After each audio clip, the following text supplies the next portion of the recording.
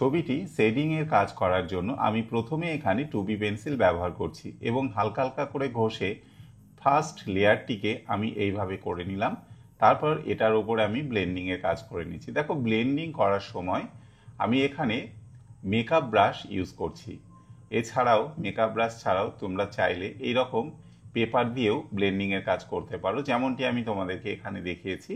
এইভাবে পেপার দিয়েও কিন্তু খুব সুন্দর করে টিস্যু পেপার ইউজ করে আমরা ব্লেন্ডিং করতে পারি এবং যে সমস্ত পোর্শনসগুলো ইরেজ করার প্রয়োজন আছে সেখানে দেখো আমি এখানে নিডেবল ইরেজার ব্যবহার করছি এবং খুব সুন্দর করে কিন্তু এই হাইলাইটগুলোকে এই নিডেবল ইরেজার দিয়ে করে নেওয়া হচ্ছে। তারপর আরও বেশি ডার্ক করার জন্য এইভাবে চারকোল পেন্সিল ইউজ করা যেতে পারে। যে সমস্ত এরিয়াগুলোতে বেশি ডার্কের প্রয়োজন আছে সেখানে এইভাবে আমি চারকোল পেন্সিল ইউজ করছি। চোখের আউটলাইনটাকে আরও বেশি স্পষ্ট করার জন্য এবং কালো লাইনগুলোকে আরও বেশি স্পষ্ট করে দেখানোর জন্য এইভাবে আমি এখানে চারকোল পেন্সিল ইউজ করছি। 2B পেন্সিল দিয়ে আউটলাইনটা ঠিক করে নেওয়ার পর তাকে ডার্ক করার জন্য চারকোল পেন্সিল এবং তার সাথে একই রকমভাবে ঠিক দেখো যে চোখের নিচের অংশে যে শেডটা হবে সেটা করার জন্য এখানে মেকানিক্যাল পেন্সিল এইভাবে দিলাম, কাজ করলাম এবং তারপরে মেকানিক্যাল পেন্সিলের পাশাপাশি আমি 2B পেন্সিল ইউজ করে এইভাবে চোখের নিচের অংশগুলোর ডার্ক পোর্শনসগুলোকে করে নিলাম।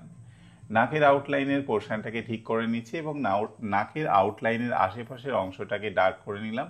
তারপর কটন বাডস দিয়ে ঠিক এইভাবে সুন্দর করে ঘষে ঘষে আমি এইভাবে শ্যাডো এরিয়াগুলো করে নিচ্ছি। ভুরুটি কালো করার জন্য এখানে আমি ব্যবহার করছি চারকোল পেন্সিল। স্টেডলারের চারকোল পেন্সিল এখানে আমি ইউজ করছি। এইভাবে সুন্দর করে কিন্তু চোখ, মণি, ভুরু, চোখের আউটলাইনের অংশগুলো, সেই সমস্ত পলকগুলো ঠিক এইভাবে এখানে করে নিচ্ছি। আর পেপার ব্লেন্ডিং স্টাম্পস ইউজ করে এইভাবে সুন্দর করে ঘষে ঘষেও আউটলাইনগুলোকে ওপরে এইভাবে আমি আস্তে আস্তে করে আরও বেশি ডার্ক করে নিচ্ছি।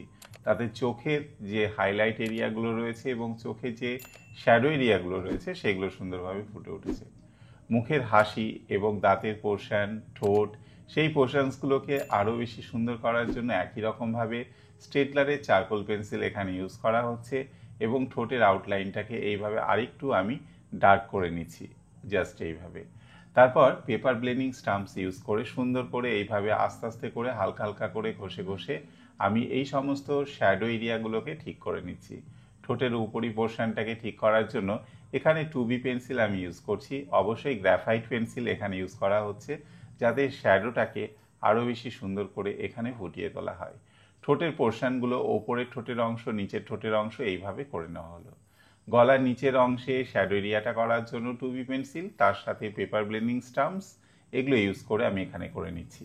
চুলটিকে ডার্ক করার জন্য এখানে আমি ব্যবহার করছি চারকোল পেন্সিল এবং এই চারকোল পেন্সিল দিয়ে সুন্দর করে লাইনগুলোকে টেনে টেনে চুলের অংশগুলো এখানে করে নিচ্ছি।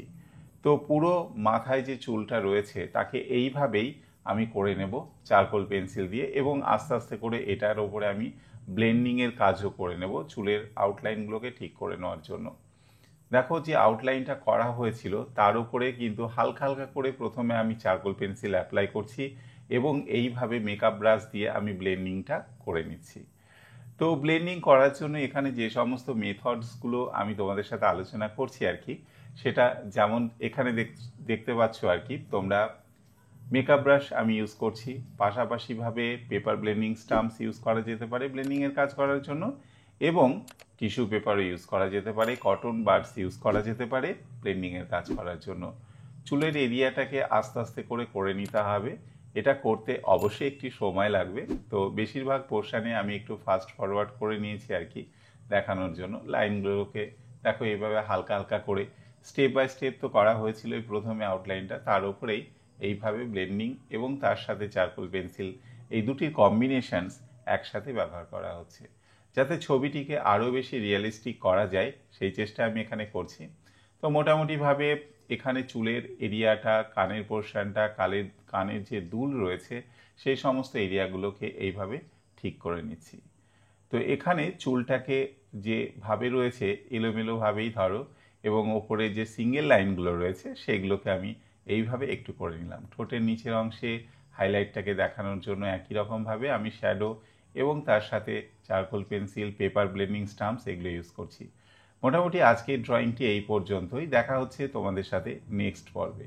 সবাই ভালো থেকো, সঙ্গে থেকো।